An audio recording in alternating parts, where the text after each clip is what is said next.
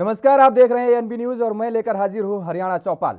हरियाणा में 1 अप्रैल से गेहूं की सरकारी खरीद शुरू होगी और जिसके तहत हरियाणा सरकार की ओर से पूरी तैयारी कर ली गई है। इसको लेकर कृषि मंत्री जेपी दलाल ने प्रेस कॉन्फ्रेंस कर अहम जानकारी दी है।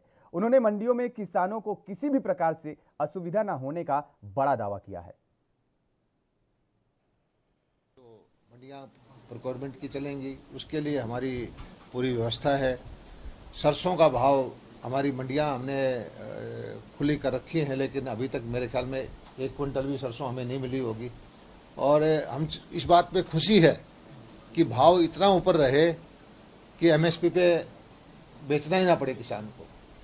और इस बार कपास का भाव 10-11 हज़ार रुपये क्विंटल है, सरसों का भाव 6,000 से 8,000 रुपये क्विंटल है। ये लगभग एमएसपी से बहुत ऊपर है। गेहूं का भाव भी एमएसपी से ऊपर बाजार में ऊपर है। 2015 के आसपास एमएसपी है, लेकिन गेहूं बाजार में कहीं 2300 रुपये, कहीं 2400 रुपये, लगभग 15% 20% ऊपर बिक रहा है। और किसान को जो हम एमएसपी पे बेचने आएगा मंडी में, उसको अच्छी सुविधाएं देंगे, पानी की, ठहरने की, सफाई। 72 घंटे में हम उनको पैसे देंगे। अगर पैसा 72 घंटे में नहीं दे पाएंगे तो 9% हम ब्याज देंगे।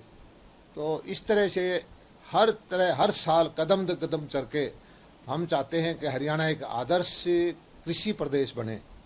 और सब पत्रकार भाइयों के माध्यम से मैं ये भी कहना चाहता हूं कि कोई भी कृषि से संबंधित योजना किसी भी प्रदेश में ऐसी है जो हमारे से ज़्यादा किसान हितैषी है, उस योजना को भी हम अपनाने के लिए तैयार है। हमारे मुख्यमंत्री, हमारी पूरी सरकार हमेशा ये सोचती रहती है कि किसान की मदद की जाए। और हमारी अर्थतंत्र जो है प्रदेश का कृषि आधारित है। सबसे ज़्यादा गांव में लोग रहते हैं, वो पशुपालन में या कृषि से एंसिलरी एक्टिविटी है उसी से जुड़े हुए हैं। और हमें उम्मीद है कि धीरे धीरे कर करके जो हमारा लक्ष्य है कि कृषि से आमदनी बढ़े, कृषि से रोजगार बढ़े, और जो हमारे नौजवान बच्चे हैं वो भी कृषि को कमज़ोर ना समझे। कृषि एक को उत्तम, खारे पानी की बहुत सारी ज़मीनें थी, वहाँ पर जो झींगा फार्म खुद बने हैं। मैं सब पत्रकार बंधुओं से, सभी से प्रार्थना करता हूँ कि आप जा कर के देखिए, उन किसानों की सक्सेस स्टोरी देखिए कि 2.5 एकड़ का जो खारे पानी का किसान, जिसको साल के अंदर 50,000 रुपये की 2.5 एकड़ में 20,000 रुपये की औसत नहीं आती थी, आज वो प्रति एकड़ 7 लाख, 8 लाख, 10 लाख रुपए एकड़ कमा रहा है। अगर ये कामयाब यूं ही चलती रही, प्रभु की कृपा रही, तो आप देखेंगे कि अकेले इसी व्यवसाय से आने वाले वक्त में, पिछले हमने 3 साल से इस पर ध्यान दिया है। पिछले साल लगभग था, उससे डबल एरिया इस बार हमने कर दिया है। और विभाग को हमने लक्ष्य दे रखा है कि हर साल 100% क्षेत्र को बढ़ाए और किसानों की आमदनी जो इससे बढ़ेगी। और जो एक क्षेत्र हमारा था, हमारी लगभग 10 लाख एकड़ ज़मीन खारे पानी की है, उसमें जो झींगा उत्पादन करके किसान आमदनी बढ़ाएं। और इसी तरह से बागवानी पर हमारा विशेष फोकस है। पिछले साल से हमारा पूरा कृषि का बजट भी 27-28% बढ़ा है। बागवानी का बजट तो हमने बहुत ही ज़्यादा मुख्यमंत्री जी ने बढ़ाया है, जो हमारे वित्त मंत्री भी हैं। तो धीरे धीरे करके जो जिस दिशा में हम चल रहे हैं, इसका मुझे संतोष है। उन्होंने अपने ईंट भट्ठों में मिट्टियाँ बेच दी 4-4 फुट गहराई की। अब उसमें बारिश होता है तो पानी भर जाता है, और उसमें कहते हैं जी अब हमें मुआवजा दो। भाई आपने 2 लाभ ले लिए, आपने लाखों रुपए उस मिट्टी बेच के कमा लिए। अब पानी जो बारिश होगा तो उसमें लो लाइन एरिया में भरेगा, उसकी जिम्मेवारी भी हमारे ऊपर डालते हैं, पानी हम निकालें। अब देखेंगे, अभी तक हमने बंद नहीं किया है, लेकिन हम सोच रहे हैं कि ऐसी ज़मीन को आइडेंटिफाई करें और उन किसानों को कहें, प्रेरित करें कि भाई आप ऐसे काम या तो मिट्टी ना बेचो या फिर। और हरियाणा के लोगों के व्यक्तिगत, सामाजिक और सार्वजनिक हित की शिकायतें सुनने और उनका समाधान करने के लिए मुख्यमंत्री मनोहर लाल की ओर से साल 2016 से शुरू की गई सीएम विंडो समाधान का एक सरल, आसान और असरदार तरीका सिद्ध हो रहा है, क्योंकि ऐसी शिकायतें हल हुई हैं जिनके बारे में सरकारी दफ्तरों के चक्कर काट कर लोग थक चुके थे और उनके समाधान के बारे में सोचना ही बंद कर दिया था। मुख्यमंत्री के ओसेडी भूपेश्वर दयाल, जो चंडीगढ़ मुख्यालय से सीएम विंडो पर शिकायतों की निरंतर समीक्षा और मॉनिटरिंग कर रहे थे और लगातार अभी भी मॉनिटरिंग आगे भी कर रहे हैं। अनुसार मुख्यमंत्री की यह व्यवस्था लोगों के लिए सरल पहुंच बनी है और क्योंकि शिकायतों का फीडबैक नियमित रूप से मुख्यमंत्री खुद लेते हैं, उन्होंने बताया कि सीएम विंडो की ओर से सालों साल पुरानी लंबित शिकायतों का निपटान कर हरियाणा की जनता के समक्ष अनेक उदाहरण प्रस्तुत किए गए हैं, जिनकी समाचार पत्रों के साथ साथ सोशल मीडिया प्लेटफॉर्म पर भी चर्चा हुई है और लोग मुख्यमंत्री कार्यालय का व्यक्तिगत रूप से यह पत्र लिखकर आभार भी व्यक्त करते नजर आ रहे हैं।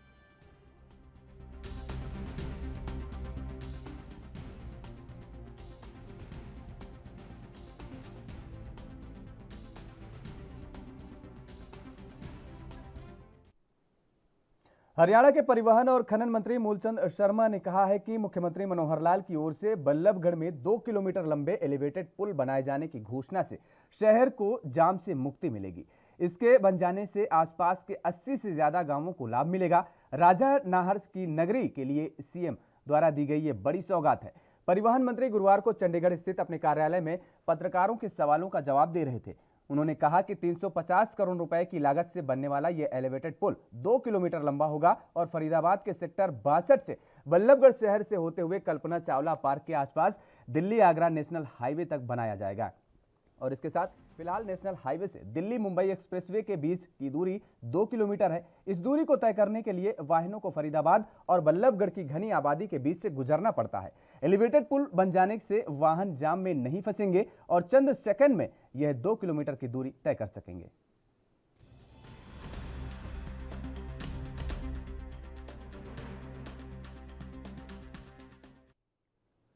हरियाणा के कृषि और किसान कल्याण मंत्री जेपी दलाल ने मुख्यमंत्री बागवानी बीमा योजना के नाम से एक नई बागवानी फसल बीमा योजना के पोर्टल की शुरुआत की है। इस योजना के तहत किसानों की फसलों में प्रतिकूल मौसम और प्राकृतिक आपदाओं के कारण से होने वाले नुकसान की भरपाई की जाएगी। उन्होंने बताया कि प्रतिकूल मौसम कारक और प्राकृतिक आपदाओं जैसे ओलावृष्टि, तापमान, पाला, आंधी तूफान और आग जो फसल नुकसान का कारण बनते हैं, इनको योजना में शामिल किया जा रहा है। इस योजना के तहत 21 फसलें शामिल हैं, जैसे 14 सब्जियां और 5 फल भी शामिल हैं। जेपी दलाल ने बताया कि यह योजना उन सभी किसानों के लिए वैकल्पिक तौर पर होगी जो मेरी फसल मेरा ब्यौरा के तहत पंजीकृत होंगे।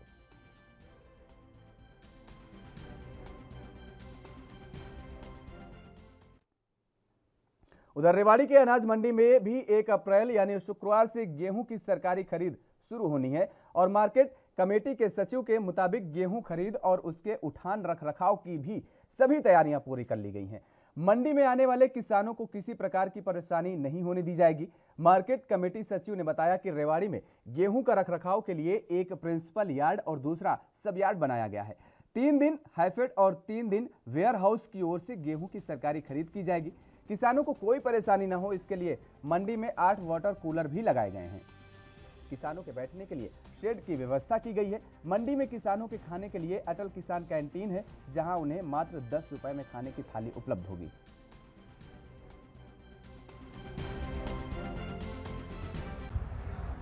गेहूं की खरीद के लिए मेरे जो मार्केट कमेटी रेवाड़ी के नीचे 2 प्रिंसिपल यार्ड और सब यार्ड 2 केंद्र हैं। जो हमारा प्रिंसिपल यार्ड रेवाड़ी है, इसमें हमारी जो गेहूं की खरीद के रिगार्डिंग हमने पूरी तैयारियां की हुई है। यहाँ पे 3 दिन हैफेड की खरीद होगी और 3 दिन वेयर हाउस की खरीद होगी। 1, 3, 5 में हैफेड और 2, 4, 6 में वेयर हाउस की खरीद होगी। जहाँ तक मंडी में व्यवस्था का सवाल है, पानी पीने के लिए हमने 8 वाटर कूलर लगाए हुए हैं, किसानों को कोई दिक्कत ना हो। सफाई की व्यवस्था है, पूरी बिजली की व्यवस्था है, शेड हैं और किसानों के लिए बैठने की व्यवस्था के लिए किसान रेस्ट हाउस है, 24 घंटे खुला रहता है किसान रेस्ट हाउस। किसानों के खाने की व्यवस्था है। अटल किसान कैंटीन जो है, वहाँ पे किसान को 10 रुपये में थाली मिलती है, 15 रुपये मार्केट कमेटी देती है, तो किसी प्रकार की। 1 अप्रैल से हरियाणा की मंडियों में गेहूं की खरीद शुरू हो जाएगी और जिसके चलते उपमंडल अधिकारी अभय सिंह जांगड़ा ने मार्केट कमेटी के अधिकारियों और मंडी एसोसिएशन के पदाधिकारियों के साथ बैठक की। एसडीएम ने मंडी में ट्रैफिक व्यवस्था को लेकर पुलिस प्रशासन के जरूरी दिशा निर्देश भी जारी किए हैं। एसडीएम ने कहा है कि गेहूं खरीद को लेकर तैयारियां पूरी हैं, किसानों की किसी तरह की दिक्कत न आए इसके लिए संबंधित अधिकारियों को भी दिशा निर्देश जारी किए गए हैं।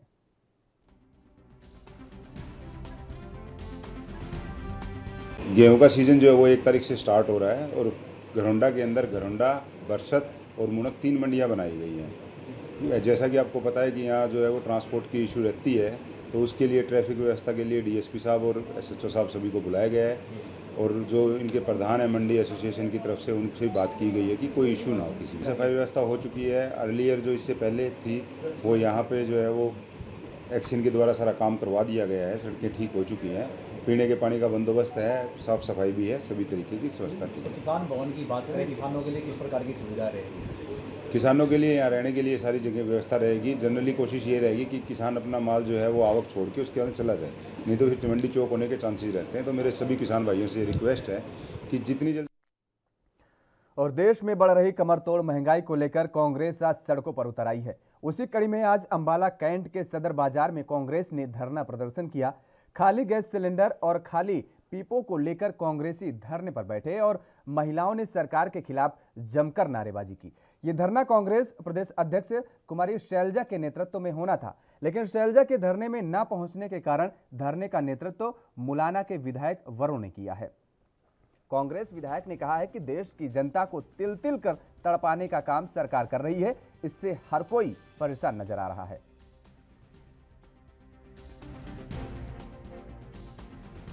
महंगाई मुक्त भारत ये देश की जनता चाहती है। भारतीय जनता पार्टी को वोट पड़ी थी कि वो आम जन के लिए अच्छे दिन लेकर आएगी, लेकिन ऐसा कुछ नहीं हुआ। आज जनता चाहती है कि हमें महंगाई मुक्त भारत चाहिए और उनकी आवाज़ को गुंजवाने के लिए हम आज सड़कों पर बैठे। कुमारी शैलजा ने आना था, नहीं आ पाई। जी हाँ, उनका रात को फोन आया था, वो आना चाहते थे, उनकी तबीयत खराब हो गई तो इसलिए वो नहीं आ पाए। मेरी जिम्मेदारी लगाई थी कि आपने संभाला।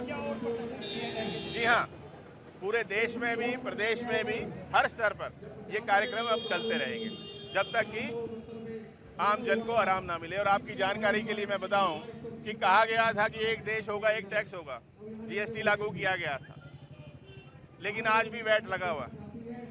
सदन में विधानसभा का जब सत्र चल रहा था तो हमें बताया गया कि डीजल पर तो 0.4% वैट घटाया गया, 16.4 से 16 किया गया है, 0.4%। और जो जहाज में डलने वाला तेल है, एटीएफ जिसको बोलते हैं, उसको 21% वैट लगता था, अब 1% कर दिया गया। 21% से 1% जहाज के तेल में वैट घटाया गया है। और हमारा जो डीजल है वो 16.4% से 16%, 0.4 ओनली। अरे क्या जनता को समझ में नहीं आ रहा कि सरकार क्या कर रही है? आज जहाज का तेल सस्ता करने की जरूरत है या जो हरियाणा चौपाल में खबरों का सिलसिला यूं ही लगातार जारी है। फिलहाल रुकते हैं एक छोटे से ब्रेक के लिए।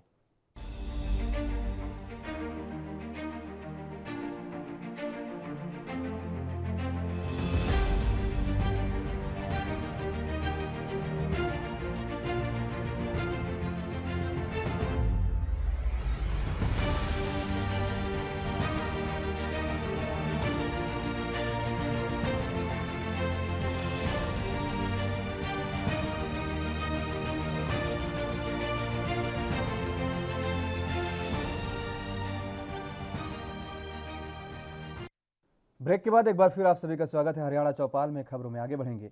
इन दिनों प्रदेश भर में हरियाणा बोर्ड की परीक्षाएं अलग अलग केंद्रों पर चल रही हैं।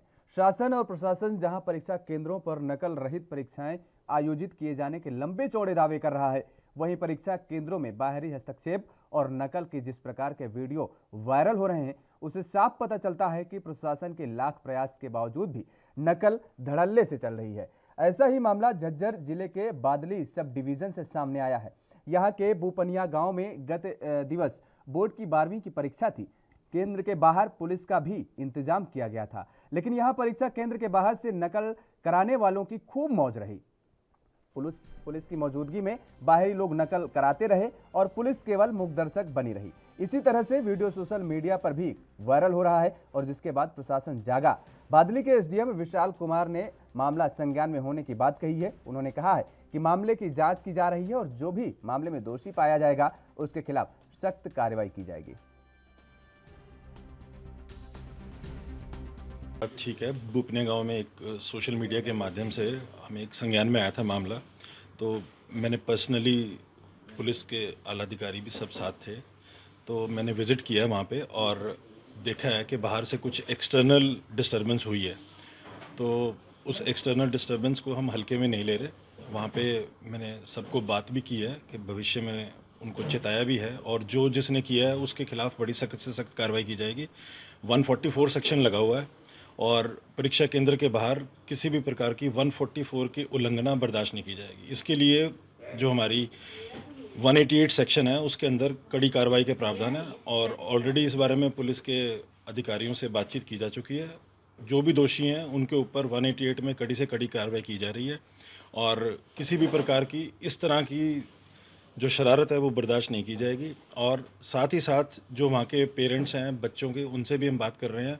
अलग से एक पंचायत जो सामाजिक लोग हैं उनको भी कल बुलाया है, उनको भी हम समझाएंगे कि इस प्रकार की चीज़ उचित नहीं है, क्योंकि हमारा एक ही टारगेट है बोर्ड की तरफ से भी, डीसी साहब की तरफ से भी, कि हमें नकल रहित परीक्षा करवानी है और बिल्कुल शांति के साथ, ताकि किसी भी प्रकार के असामाजिक तत्व उसमें कुछ गड़बड़ ना कर पाएँ। और जैसे आज बुपनिया में हम 188 में कार्रवाई कर रहे हैं, तो इससे भी हमें कड़ा संदेश देना चाह रहे हैं कि कृपया करके परीक्षा केंद्र से अभिभावक भी और हरियाणा में शिक्षा विभाग की ओर से स्किल हब कार्यक्रम के तहत 15 से 45 आयु वर्ग के लोगों को युवा वोकेशनल कोर्स करवाए जाएंगे। इसके तहत प्रदेश भर के चयनित स्कूलों में 6 महीने की अवधि के 13 कोर्स करवाए जाएंगे। अंबाला में चयनित 5 स्कूलों में 3 ट्रेनिंग कोर्स शुरू किए जा चुके हैं। आज जिले के गांव दुराना में रिटेल ट्रेनिंग कोर्स का उद्घाटन किया गया। शिक्षा अधिकारी ने बताया कि ट्रेनिंग सर्टिफिकेट से लोगों को अपना व्यवसाय करने और स्वरोजगार के लिए लोन लेने में मदद मिलेगी। मैंने इस कोर्स में एडमिशन लिया एजुकेशन डिपार्टमेंट के थ्रू। मैंने diploma in computer science engineering कर रखा है। उसके बाद मैंने डिजिटल मार्केटिंग के कोर्सेज भी किए हैं जिसमें मैंने काम भी किया है। Now I am working as a sales executive और ये कोर्स मेरे को सेल्स करने के लिए और आगे मेरी प्रमोशन के लिए बहुत हेल्पफुल रहेगा, इसलिए मैंने इस कोर्स। ये सरकार की बहुत अच्छी पहल है क्योंकि सेल्स का काम आजकल बहुत ज़्यादा पीक पे है और हर तरह की कंपनी सेल्स के लिए ज़्यादा एम्प्लॉयज़ को हायर करती है, तो ये कोर्स हमें उस चीज़ में आगे बढ़ने के लिए हेल्प करे। यहाँ मेरे टीचर हैं जयराम सर, मैं यहाँ से पढ़ के गया हूँ, तो उन्होंने मेरे को बताया कि यहाँ पर रिटेल का कोर्स करवा रहे हैं कि इसका हमें बहुत बेनिफिट मिलेगा, हमें आगे जॉब के लिए अप्लाई कर सकेंगे। इसके सर्टिफिकेट पे हमें लोन वगैरह का भी बहुत बेनिफिट मिलेगा और हमें जॉब मिल सकती है, बेरोज़गारी दूर हो सकती है। देखिए, अंबाला के अंदर 5 स्कूलों के अंदर हमने स्किल हब इनिशिएटिव एक कार्यक्रम शुरू किया है और उस कार्यक्रम के तहत जो लोग स्कूल में नहीं पढ़ते हैं आजकल, 15 साल से 45 साल तक के जो उम्र के लोग हैं, उनको कुछ चुनिंदा क्षेत्रों के अंदर जो है वो स्किल ट्रेनिंग कराई जा रही है। आज दुराना के अंदर जो है रिटेल स्किल के अंदर 26 लोगों ने यहाँ पर एडमिशन लिया है और उन 26 लोगों का जो स्किल ट्रेनिंग की आज शुरुआत है उसका आज यहाँ पर उद्घाटन किया गया है। सर 5 स्कूलों में भी कितने बच्चों को? हाँ, अंबाला के अंदर कुल 5 स्कूल हैं जहाँ पर हमने ये कार्यक्रम शुरू किया है और इसके अंदर अब तक लगभग 112 लोगों ने। उधर फतेहाबाद के रतिया में खिलाड़ियों ने खेल मैदान की समस्याओं को लेकर बैठक की, जिसमें कई समस्याओं को लेकर रणनीति बनाई गई। खिलाड़ियों का कहना है कि खिलाड़ियों की सुविधाएं नहीं दी जा रही हैं। उन्होंने यह भी आरोप लगाया कि कुछ नशेड़ियों ने खेल मैदान को नशे का अड्डा बना दिया है। इस समस्या को लेकर कई बार विधायक और आला अधिकारियों से गुहार भी लगा दी जा चुकी है। खिलाड़ियों ने विधायक पर भेदभाव के भी आरोप लगाए हैं। वहीं बैठक में पहुंचे किसान नेताओं ने चेतावनी दी कि जल्द समस्याओं का समाधान न हुआ तो एक बड़ा आंदोलन करेंगे और विधायक का घेराव भी करेंगे। है जो आप सभी खिलाड़ी इकट्ठे हुए हैं? सर ਇਹ ਘੱਟੋ ਘੱਟ ਜੀ ਸਾਨੂੰ 2011 ਤੋਂ ਲੈ ਕੇ 2022 ਤੱਕ ਆ ਗਏ ਸਾਨੂੰ ਸਮੱਸਿਆ ਸਾਡੇ ਗਰਾਊਂਡ ਦੀ ਹੈ। ਇਹ ਸਰਕਾਰੀ ਸਕੂਲ ਦਾ ਗਰਾਊਂਡ ਹੈ। ਰਤੀਏ ਸ਼ਹਿਰ ਕੋਲ ਇੱਕੋ ਇਕਲੌਤਾ ਗਰਾਊਂਡ ਹੈ ਜਿਹਦੇ ਵਿੱਚ ਕਬੱਡੀ ਪਲੇਅਰ, ਵਾਲੀਬਾਲ ਵਾਲੇ ਤੇ ਮੁੰਡੇ ਰਨਿੰਗ ਕਰਨ ਵਾਲੇ ਸਭ ਤਿਆਰੀ ਕਰਦੇ ਨੇ। ਅਸੀਂ ਅੱਜ ਤੋਂ 2 ਸਾਲ 3 ਸਾਲ ਹੋ ਗਏ ਨਾਪਾ ਸਾਹਿਬ ਕੋਲ ਵੀ ਰਿਕਵੈਸਟ ਕਰਕੇ ਗਿੱਦੜ ਚਿੱਠੀਆਂ ਦੇ ਦਿੰਦਾ ਘੱਟੋ ਘੱਟ ਜੀ 11 ਸਾਲ ਹੋ ਗਏ ਸਾਡਾ ਕੋਈ ਹੱਲ ਨਹੀਂ ਹੋਇਆ। ਜਿਹੜੇ ਸਾਡਾ 1 ਕਰੋੜ 12 ਲੱਖ ਰੁਪਏ ਪਾਸ ਹੋ ਰਿਹਾ ਅਸੀਂ ਐਮਐਲਏ ਸਾਹਿਬ ਕੋਲ ਵੀ ਬਹੁਤ ਵਾਰ ਜਾ ਚੁੱਕੇ ਹਾਂ ਤੇ ਉਹ ਸਾਨੂੰ ਮਿੱਠੀ ਗੋਲੀ ਦੇ ਦਿੰਦੇ ਨੇ ਵੀ ਕੋਈ ਗੱਲ ਨਹੀਂ ਕਰਾਵਾਂਗੇ। ਇਹ ਜੀ ਅੱਜ ਜਿਹੜਾ ਕੱਟ ਹੋਇਆ ਇਹ ਸਾਡੇ ਗਰਾਊਂਡ ਬਾਰੇ ਹੈ। ਜੇ ਸਾਡੀ ਸਮੱਸਿਆ ਦਾ ਹੱਲ ਨਹੀਂ ਹੁੰਦਾ ਤਾਂ ਅਸੀਂ ਐਮਐਲਏ ਸਾਹਿਬ ਦੇ ਬਾਰ ਮੂਹਰੇ ਧਰਨਾ ਲਾਵਾਂਗੇ ਪੱਕਾ। ਸਾਡੀ ਐਮਐਲਏ ਸਾਹਿਬ ਨੂੰ ਇਹੀ ਰਿਕਵੈਸਟ ਹੈ ਵੀ ਸਾਡੇ ਗਰਾਊਂਡ ਨੂੰ ਸੁਧਾਰਿਆ ਜਾਵੇ, ਇਹਨੂੰ ਮਿਨੀ स्टेडियम ਦਾ रूप ਦਿੱਤਾ ਜਾਵੇ। रतिया शहर के अंदर जो स्कूल के अंदर ग्राउंड है पिछले लगभग 20 साल के करीब समय हो गया। रतिया के जो विधायक है लक्ष्मण नापा जी उनसे ज्ञापन दिया था कि स्कूल का रतिया शहर के अंदर स्टेडियम जो बन रहा है उससे पहले जो स्कूल का ग्राउंड है उसकी थोड़ी मरम्मत करवाई जाए, जिसमें थोड़ा मिट्टी डलवाना या लाइटिंग का ट्रैक बनाना छोटा मोटा जो भी काम है उसके लिए विधायक जी से ज्ञापन दिया था। तो विधायक जी ने उसके बाद एक प्रशासनिक अधिकारी स्कूल के कर्मचारी जो फतेहाबाद डीसी दफ्तर से आए थे उन्होंने एस्टीमेट वगैरह बनाया कि इसके अंदर ये चीज़ें लगनी है, इतनी मिट्टी डलेगी, इतना एस्टीमेट लगभग 8-10 लाख के करीब एस्टीमेट बनाया था। और अभी हमारे साथियों के पास एक वो है लेटर है जिसके अंदर 1 करोड़ 92 लाख कुछ रुपए जो फतेहाबाद एडीसी के सरकार की तरफ से जो ग्रांट है वो एडीसी दफ्तर में पहुंच चुकी है। उधर फतेहाबाद के लघु सचिवालय में आज उस समय हड़कंप की स्थिति पैदा हो गई जब लघु सचिवालय की दूसरी मंजिल पर पेंट का काम कर रहा मजदूर नीचे आ गिरा। जानकारी के मुताबिक मजदूर रस्सी के सहारे से पेंट कर रहा था और इस दौरान हाथ से रस्सी फिसलने के कारण मजदूर नीचे आ गिरा। गंभीर रूप से घायल मजदूर को तुरंत नागरिक अस्पताल में भर्ती कराया गया। वही सूचना मिलने पर डिप्टी सीएमओ डॉक्टर सुनीता चौकी भी मौके पर पहुंची और स्थिति का जायजा लिया।